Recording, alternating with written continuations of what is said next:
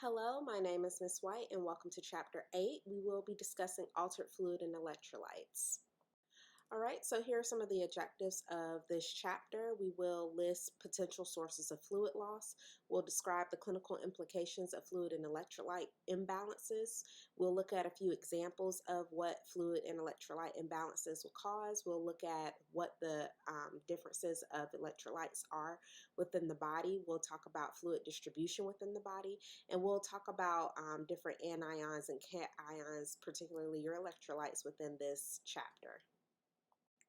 So first we'll discuss the two different types of electrolytes. We have cations, which are ions with a positive charge, and some examples of that would be your potassium, magnesium, calcium, and sodium ions. And then we have anions, and those are ions with a negative charge, so that includes bicarbonate and chloride. Next, it's important to note the distribution of ions, and in this example, and what we'll discuss here is what is the distribution across a cellular membrane. So this is your basic anatomy and physiology on this. You have the intracellular membrane, which is everything, or intracellular area, which is everything on the inside of that cellular membrane, which encloses that cell, and then you have the extracellular membrane, which is everything on the outside. So ions can be distributed between the intracellular membrane and the extracellular membrane. On this example here, you'll notice that there are extracellular values and intracellular values for these ions. So it's important to note what the normal values are on the outside of the cell and what the normal values are on the inside of the cell.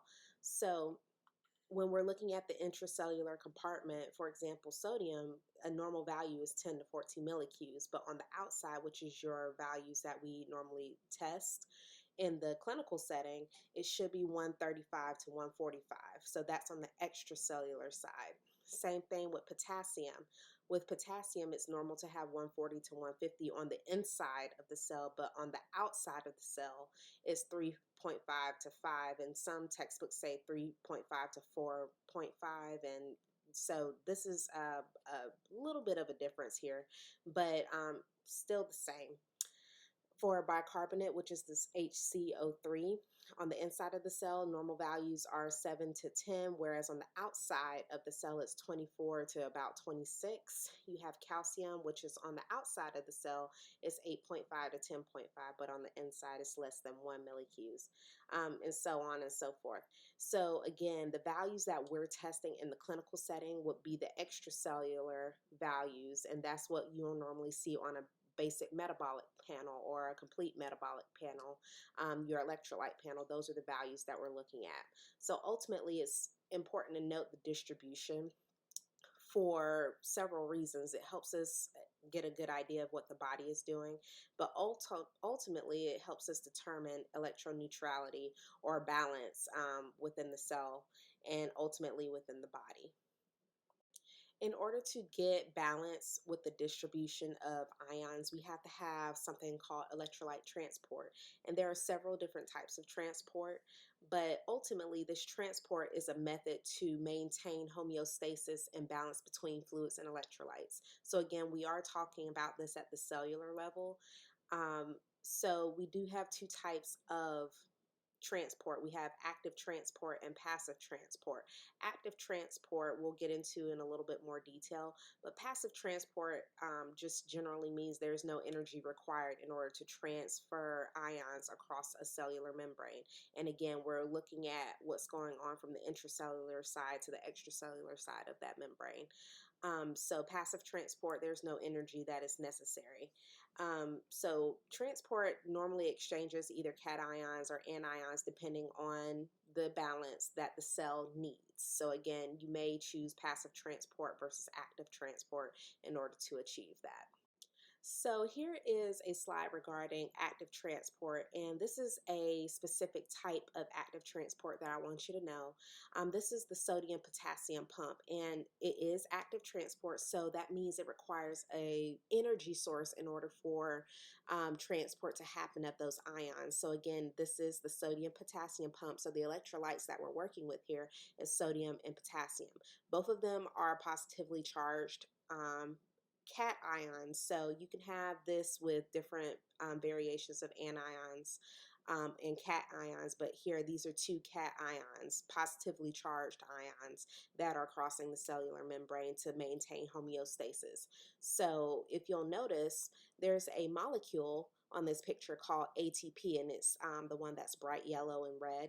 Here, once ATP hits the green protein, this is your active transport pump, and it is a protein, but once this ATP hits that protein, what happens is that it changes shape and it lets sodium and potassium cross over that membrane. Without ATP, the potassium and the sodium does not cross the cellular membrane. So when ATP hits, sodium is actually moving from the intracellular membrane to the extracellular membrane, and potassium is moving from the extracellular area to the intracellular area. So again, when ATP hits the protein, it changes shape and then it causes the cations to cross the cellular membrane. So now that we talked about how a cell maintains balance and homeostasis across the cellular membrane, let's talk a little bit about the alterations in that. Ultimately, when you have alterations in transport, whether it's passive transport or active transport, it does result in an alteration, ultimately an electrolyte imbalance.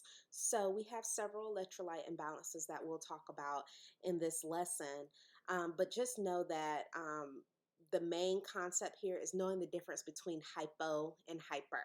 So across the board here, you'll notice that there are several terms, hypo and hyper. As long as you remember that hypo means less than or not enough, and then hyper means too much or more than, you can generally get an idea of if something is too high or too low. So again, hypo in all of these cases means that there's not enough of that particular electrolyte.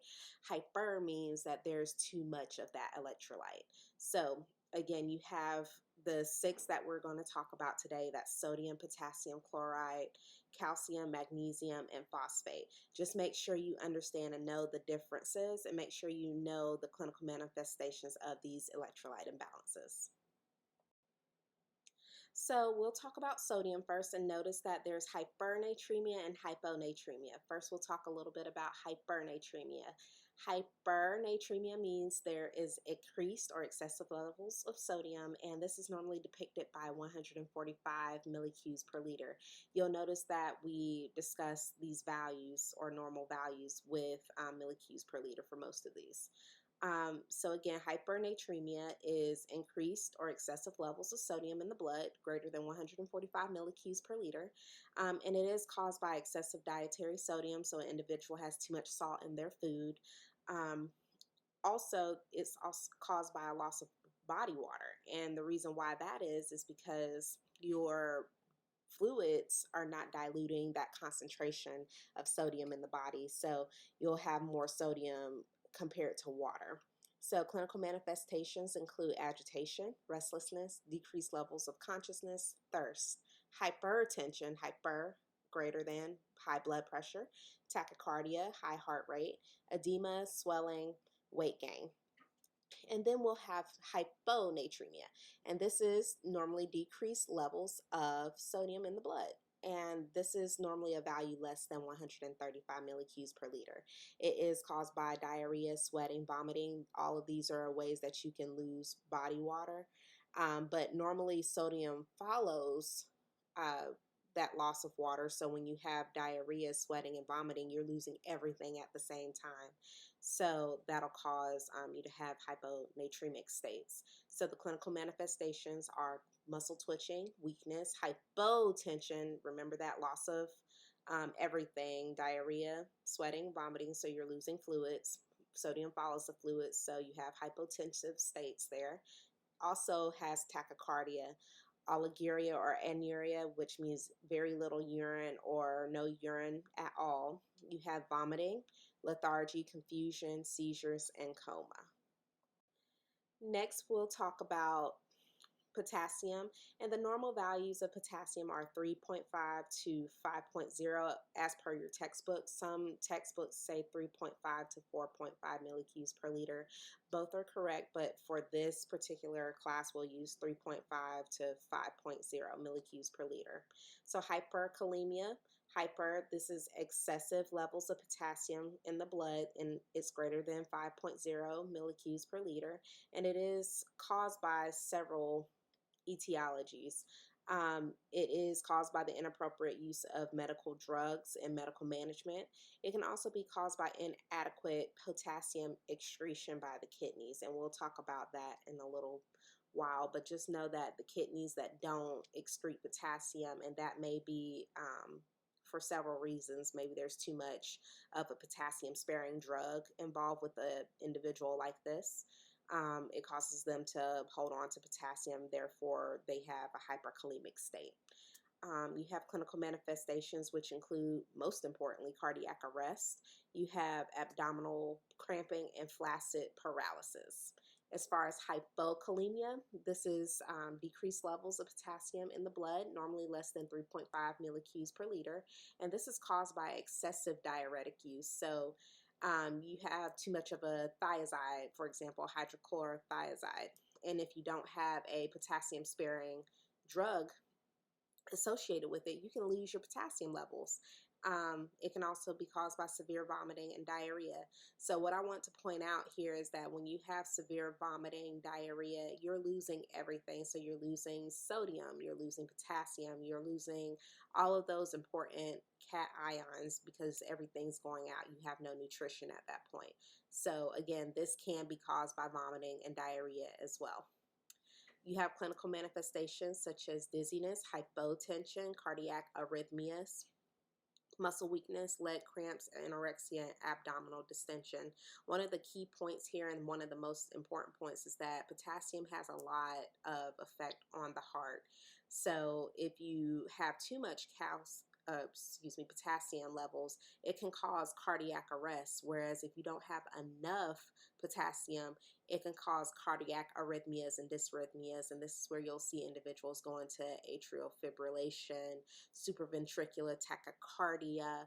You have different arrhythmias that can manifest as a result of not enough potassium. So clinical implication, if you see a hypokalemic state, if you see someone's blood work and you see that their potassium levels are too low or too high, you really want to address that immediately because it can cause adverse effects with the heart.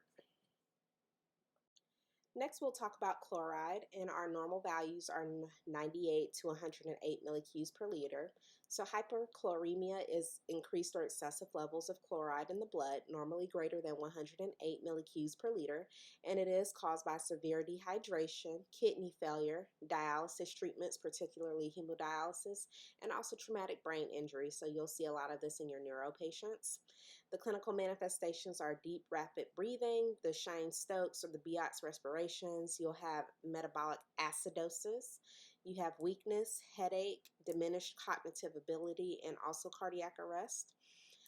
When you have hypochloremia, this is decreased levels of chloride in the blood, normally less than 98 millicubes per liter, and it is caused by hyponatremia, hypokalemia, and metabolic alkalosis. So hyperchloremia can cause metabolic acidosis. Hypochloremia can cause metabolic alkalosis. You have different clinical manifestations such as sustained muscle contraction, weakness, twitching, shallow breathing, paralysis, and mental confusion. Next, we'll move into calcium. Our normal values are 8.5 to 10.5 milligrams per deciliter. For hypercalcemia, it is noted as excessive levels of calcium, which is normally greater than 10.5, and it is caused by excessive bone breakdown, overactive parathyroid glands, excessive intake of calcium and vitamin D in the diet or supplements. As far as clinical manifestations, you have frequent urination, thirst, nausea, vomiting, diarrhea, weakness, bone pain, confusion, fatigue and lethargy, cardiac arrhythmias, and heart palpitations. For hypocalcemia, You have decreased levels of calcium in the blood, and that's noted by less than 8.5 milligrams per deciliter. And it is caused by the excessive use of heparin, glucagon. It can be caused by thyroid disorders, severe burns, kidney failure, vitamin D deficiency, and sepsis. Your clinical manifestations are muscle twitching, irritability, anxiety, cramps, muscle spasms, tetany, laryngeal spasms, hypotension, and also cardiac arrhythmias. Next, we'll talk about magnesium, and the normal values are 1.5 to 2.5 millicues per liter. Hypermagnesemia is characterized by excessive levels of magnesium, normally greater than 2.5, and it is caused by excessive intake of magnesium-containing products and supplements, and it can also be caused by end-stage renal disease.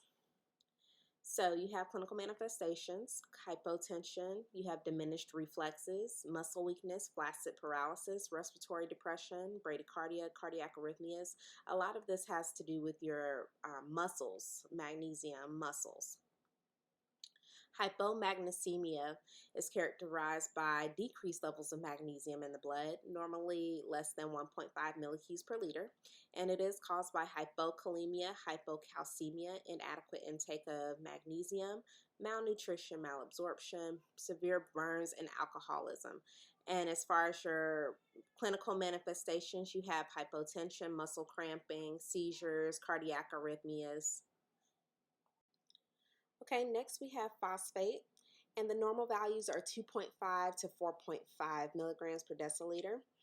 Hyperphosphatemia is excessive levels of phosphate, normally greater than 4.5 milligrams per deciliter, and it is caused by hypocalcemia, bone fractures, bone diseases, hypoparathyroidism, that's less than parathyroid. You have acromegaly, systemic infections, and intestinal obstructions. Clinical manifestations are often asymptomatic, and again, this is not by itself. Normally, if you do have symptoms, it's associated with another electrolyte imbalance, such as hypocalcemia, or a hormone imbalance, which is hypoparathyroidism. So you'll see this in tandem with other syndromes. As far as hypophosphatemia, you have decreased levels of phosphate in the blood, less than 2.5 milligrams per deciliter. And again, this is caused in tandem with other syndromes. So it can be caused by hypomagnesemia, hypokalemia. Hypophosphatemia is associated with severe burns, malnutrition, kidney disease, vitamin D deficiency, prolonged diuretic use. As far as your clinical manifestations, you have muscle weakness, tremors, paresthesia. It's an abnormal burning sensation. You have weight loss and muscle deformities.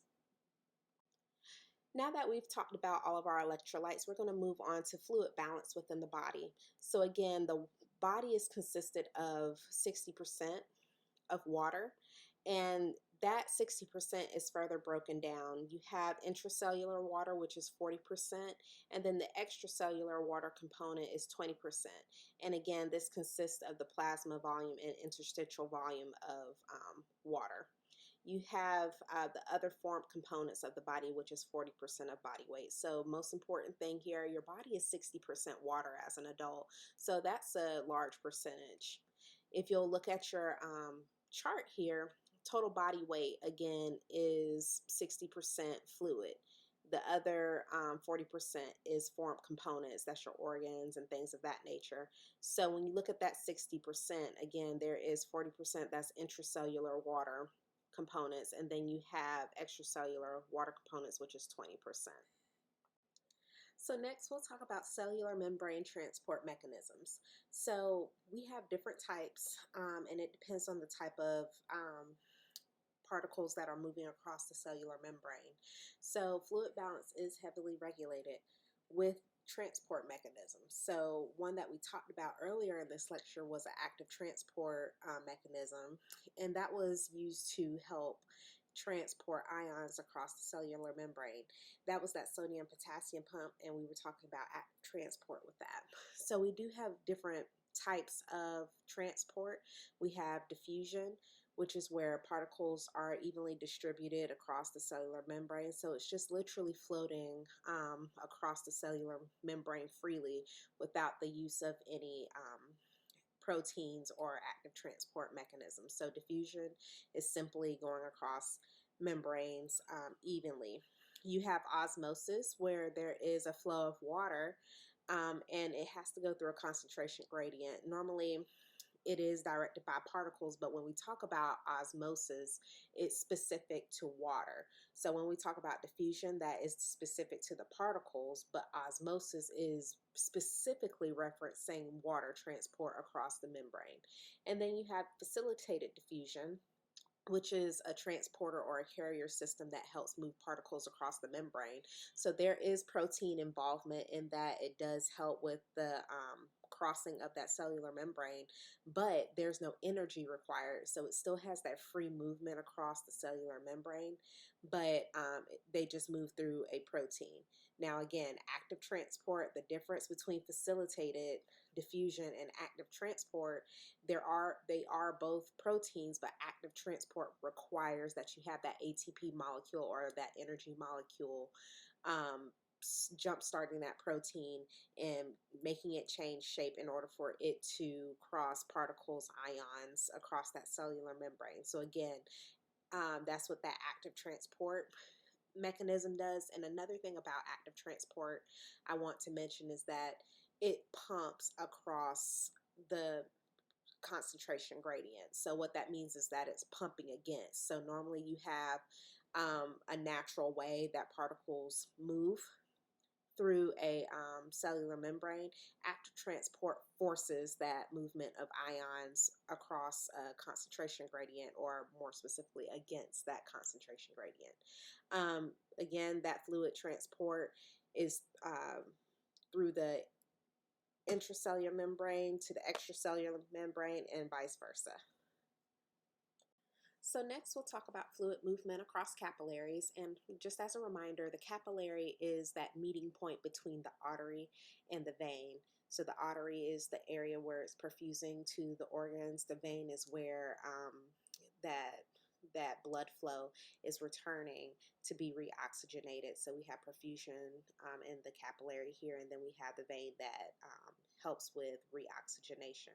So here we're actually talking about what fluid is doing in this area. So we have fluid that is either being filtrated into that interstitial fluid area, or we have resorption. Generally, filtration happens on the artery side of the capillary, whereas reabsorption happens at the vein side of the capillary. So we have different hydrostatic forces, and a hydrostatic force is the pressure of fluid based on the pressure gradient. So when we talk about the pressure gradient, we're talking about how filtration is compared to resorption. So when we have the capillary pressure, or the capillary hydrostatic pressure, that's greater than the interstitial fluids pressure, then we have filtration. And again, that's happening on the artery side. Resorption is when the interstitial fluids pressure is greater than that of the capillaries hydrostatic pressure. So we have reabsorption that comes from the interstitial fluids. So again, that fluid may be holding different things that the capillaries need to transport, but it's more of a fluid issue than anything. So after we have filtration and resorption, there is a remainder of fluid.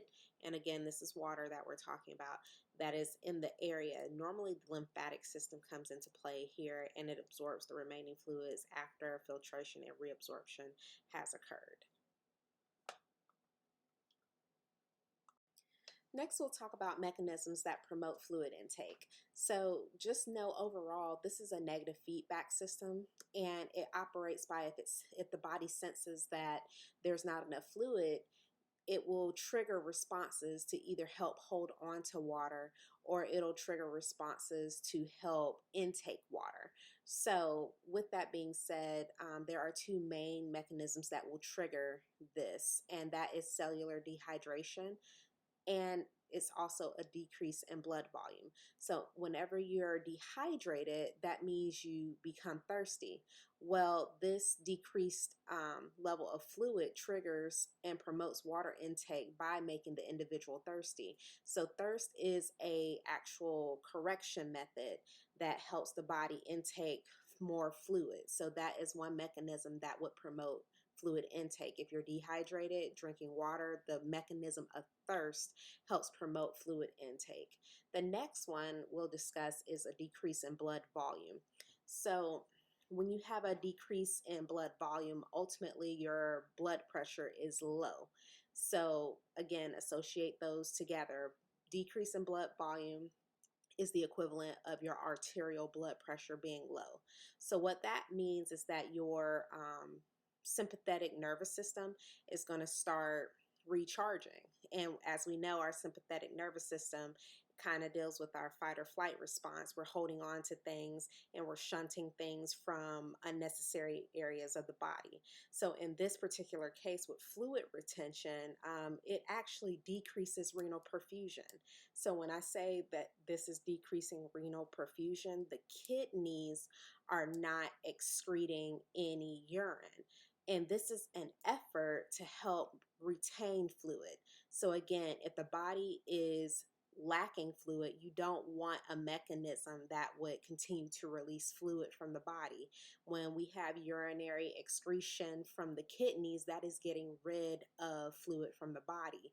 So because our sympathetic nervous system has kick-started, renal perfusion and renal excretion has now decreased. So with that being said, you have the release of renin. And this is a part of the RAS cycle, and I'll have you guys watch a video on the RAS cycle, renin, angiotensin, aldosterone complex. But again, when we have a decrease in renal perfusion, that stimulates renin release. So when we have the release of renin, that triggers angiotensin 1, which is converted to angiotensin 2. And then once angiotensin 2 is developed, you have the increase of aldosterone, which ultimately decreases sodium and water excretion. So therefore, this is holding on to the blood volumes that we have, and it's causing the kidneys to not excrete urine, and it will ultimately increase your blood pressure to the point where the body recognizes that it has enough blood pressure now. You're no longer in that hypotensive state, and then this mechanism will cut off again. So again, this has to do with the RAS system and renal perfusion, and ultimately it helps promote water being held in. When we have ADH, antidiuretic hormone, this is stimulated as well, and the antidiuretic hormone is just what it says. It reduces diuresis. It's a hormone that reduces diuresis. So ADH is a hormone that helps you retain water and sodium. Aldosterone helps to excrete this, and again, it helps ultimately increase circulating volume of water and sodium. So that's another way that we can promote and hold on to water intake. So when we have those increased blood volumes, it ultimately inhibits ADH, which is your antidiuretic hormone, which would then start promoting diuresis again. So again, there's that negative feedback system. So we'll watch some videos about the RAS cycle and how this works, but ultimately when you have a decrease in fluids, that's a hypotensive state. When you have a decrease in water, that triggers decreased blood volume, and then this is where this massive mechanism occurs. Next, we'll talk about mechanisms that promote fluid excretion or getting rid of fluids, and ultimately this is working on the kidneys. So it can be done by diuretics. You may have heard of hydrochlorothiazide or other diuretics in that class. They target the kidneys. When you have a diuretic, it targets the kidneys to remove fluid from the body. And what you also do is you decrease sodium reabsorption. As I've mentioned earlier in this lecture, water tends to follow sodium. So if you get rid of sodium, or if you if you stop the body from absorbing sodium, water will not be absorbed as well, which means that promotes more excretion. So if there's no sodium in the body, therefore no water follows sodium, therefore you reduce the amount of fluid or water in the body. So again, we had those thiazide diuretics that help prevent sodium reabsorption.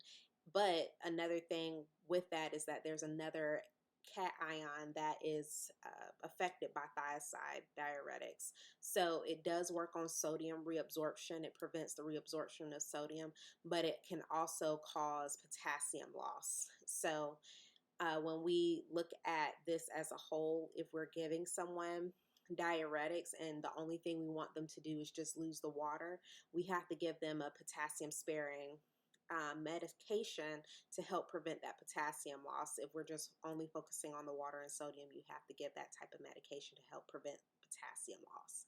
So again, these are mechanisms that help promote fluid excretion from the kidneys. Okay, so here's our recap of the methods of regulation.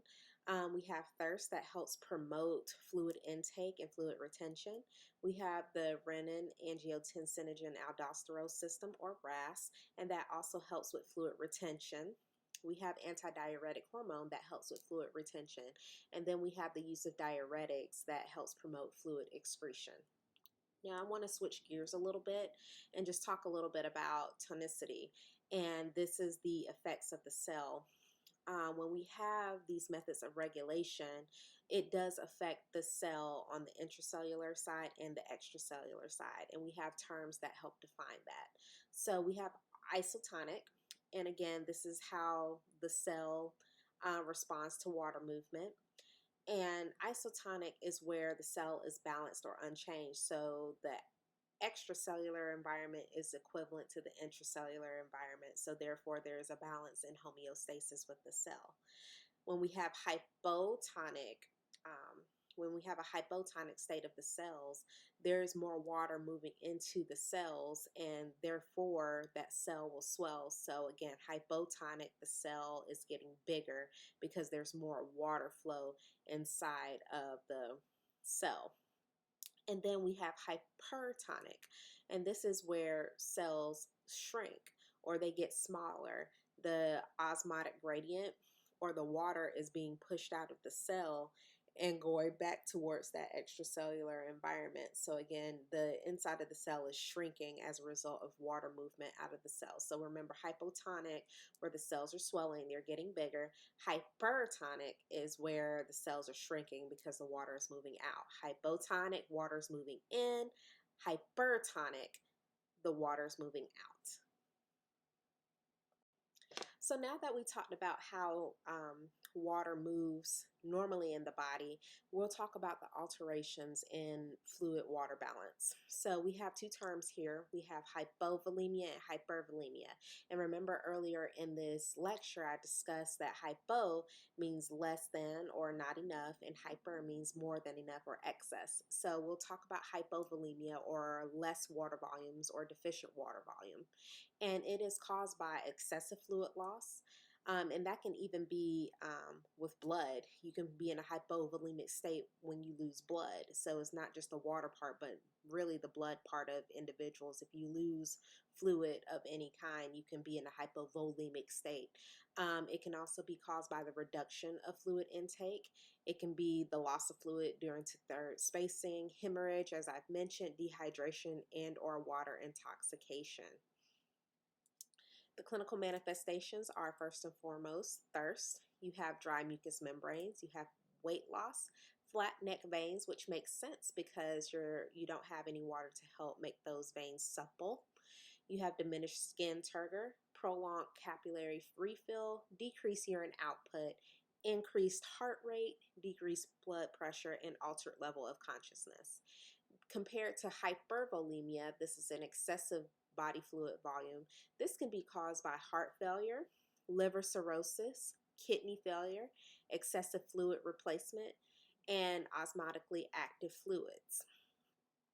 We have clinical manifestations such as edema or pitting edema. We have pain, impaired movement, Increased body weight, increased blood pressure or mean arterial pressure. We have pulmonary edema, and unfortunately, it can result in death. So these are the differences between hypovolemia and hypervolemia, but just look at the term and it'll start making sense. But more so, I want you to pay attention to what it is caused by. Hypovolemia, you have a lot of fluid loss. So think about what causes fluid loss: vomiting, dehydration, diarrhea, hemorrhaging, water intoxication. Versus hypervolemia, you're holding on to that fluid. So you have heart failure, kidney failure. I want you to look at that kidney failure because if you think about what we discussed in our last couple of slides, the kidneys have a lot to do with blood pressure regulation. So if your kidneys are failing and they're not working, you don't have that regulation where the kidneys are excreting that extra fluid. So kidney failure does cause hypervolemia, but it's also one of the main reasons why we have dialysis patients go to dialysis, because their kidneys are no longer able to do their basic function, which is to excrete urine, which ultimately helps with their fluid balance. So oftentimes you'll hear kidney patients or your dialysis patients, you'll talk about how much fluid they were removed from the body because their kidneys aren't doing that anymore. The machines are doing that for them. So again, just think about what's being held on to versus what's not being held on to, and that'll help you figure out what type of alteration that the body is experiencing. So here are our application and our disease processes that we'll discuss in this chapter. We'll do liver cirrhosis. We're going to talk about dehydration and also hypoparathyroidism. Let's talk about liver cirrhosis, and it is characterized by the interference of local blood flow and hepatocyte damage. So those liver cells are being damaged, and it is caused by hepatitis. As you know, we have different hepatitis, that's A, B, C, D, and E. Any of those can cause liver cirrhosis, and it is also caused by alcohol abuse. Ultimately, cirrhosis results in ascites, which can lead to shock, renal failure, and hypoperfusion. You can have portal hypertension. You can have reduced local blood flow. And as this chapter is talking about, you can have altered fluid balances. As far as your diagnostic criteria, there has to be a history and physical examination. Normally, they're looking at your body weight, abdominal girth measurements, and also your laboratory analysis, and that would include the ascites fluid that they will analyze. You have your liver and renal function and cardiac function enzymes that they will look at as well. As far as your treatment, there is paracentesis, which is the literal aspiration of the fluid from the abdomen where there's ascites present. You can have diuresis, which is removal of the fluid from an individual. And then you have intravenous albumin, which is to help replace the proteins. Normally, you have protein wasting in an individual that has ascites. And what I want to mention about ascites is that we are talking about liver cirrhosis, but you can have ascites that's not caused by liver. You can have ascites that's caused by the pancreas as well. It just depends on the etiology of the disease. But in this particular case, we are talking about liver cirrhosis and ascites as it relates to liver cirrhosis. As far as your diuresing is concerned, you want to help remove that fluid off of the individual, but you want to avoid excessive diuresis, because what that can also lead to is hypovolemia and renal failure because you're working those kidneys so hard. So when we do treatments and when we're dealing with that, we have to still be watchful as clinicians and make sure that the treatment is helpful, but not so helpful that it's causing more damage to the individual than necessary. So as I've mentioned, one of the key marked clinical manifestations of liver cirrhosis is ascites in the abdomen. You'll see moderate to severe abdominal discomfort. You'll see increased girth, increased weight. You'll see these individuals hold on to sodium. Or you may see dilutional hyponatremia. And what that means is that this individual is holding on to fluid. So the fluid balance, or the fluid imbalance in this case, is that there's too much fluid that is diluting the sodium the sodium levels within the individual. So you can see sodium retention, but you can also see so much fluid on the individual that it causes a hyponatremic state. So again, we have dilutional hyponatremia as a result of liver cirrhosis. And as I've mentioned, sometimes you have so much work on those kidneys because there's too much fluid for the kidneys to excrete that can cause renal failure, and that's indicated by an increased creatinine and oliguria. Here we have dehydration, and this is an alteration in fluids as it relates to a sodium imbalance, or you may have a negative fluid balance. And this is caused by decreased fluid intake, increased fluid output. That can be diarrhea, vomiting, sweating. You have fluid ships between a compartment, so you have ascites. And there are different classifications of dehydration. We won't necessarily go into that in detail here, but just know that dehydration is a hypovolemic state. You don't have enough fluid, and it can cause some severe symptoms, which we'll go over those clinical manifestations in a bit. So your diagnostics, you have fluid intake and output. So on individuals that are dehydrated or have some sort of fluid issue, you want to be strict about taking their intake and output, or in the clinical setting, we may say I's and O's. That's intake and output. You want to look at the characteristics of urine, stool, sweat, and vomiting or emesis. You also want to look at the electrolytes for an individual with dehydration, particularly your sodium and potassium levels. You'll also look at your bicarbonate levels as well. You'll look at your BUN levels, and normally it is BUN and creatinine. Both of those are indicators of your kidney function. They'll also look at your urine-specific gravity. Normally with dehydration, you have an increase in your urine-specific gravity. You have an increase in your BUN and creatinine as well because you're dehydrated and the kidneys are overworking. You have treatment, and that is rehydration by either oral or intravenous fluids. You want to correct those electrolyte imbalances by electrolyte replacement. Again, if you're vomiting, having diarrhea, sweating, all of your fluids along with those electrolytes are being removed. So you want to replace not only the fluid side of it, but you also want to replace those electrolytes. As far as your replacement, that can also be intravenous, or you can have it orally as well. Our clinical manifestations include decreased level of consciousness, prolonged capillary refill time, dry mucous membranes, decreased or absent tears, a change in your vital signs. So you may see hypotensive individuals here, high heart rates, so tachycardia. You may see a depressed fontanelle or sunken eyes, and you may see absent or decreased urine output. Last, we'll talk about hypoparathyroidism, and this is caused by calcium imbalances or impaired parathyroid function. So that's in your thyroid area. The parathyroid is heavily regulated by parathyroid hormones, and that parathyroid hormone helps to mobilize calcium. And it is through a negative feedback system. When the body senses low calcium, the parathyroid hormone is stimulated, which stimulates the mobilization of calcium. When those calcium levels rise, the parathyroid hormone stops production and ultimately balances out the body. But again, we have hypoparathyroidism, which means that we don't have enough production of parathyroid, which means that there is a decrease in blood calcium levels. So when you have hyperparathyroidism, that means that you have increased levels of parathyroid, which leads to increased levels of calcium. In this particular situation, we have hypoparathyroidism. There's not enough parathyroid hormone to stimulate calcium, which results in a decrease in calcium levels. As far as our diagnostic criteria, we have a history and physical examination. You may want to look at medical surgical history, because if that thyroid area was worked on or was removed, this is where you'll see hypoparathyroidism the most, because there's no thyroid or parathyroid there to function in the body.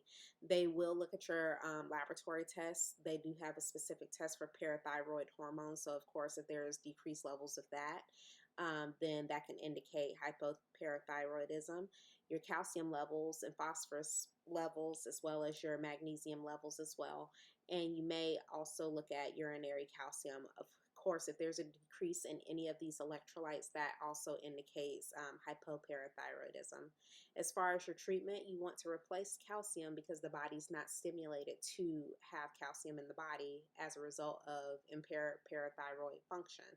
So you want to replace with calcium. You have calcium carbonate, you have calcitrol, and you may also give an individual recombinant parathyroid hormone.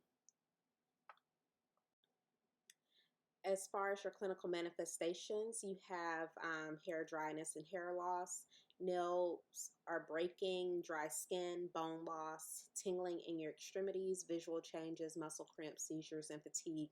And what I can say is that hypoparathyroidism clinical manifestations are very similar to that of those with hypocalcemia.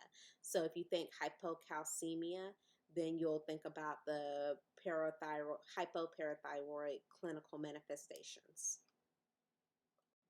So that concludes our lecture for Chapter 8 today. So as a review, just make sure you look at the chapter, make sure you complete your guided learning questions, complete your system disorder cards, review any case studies or activities dealing with this unit.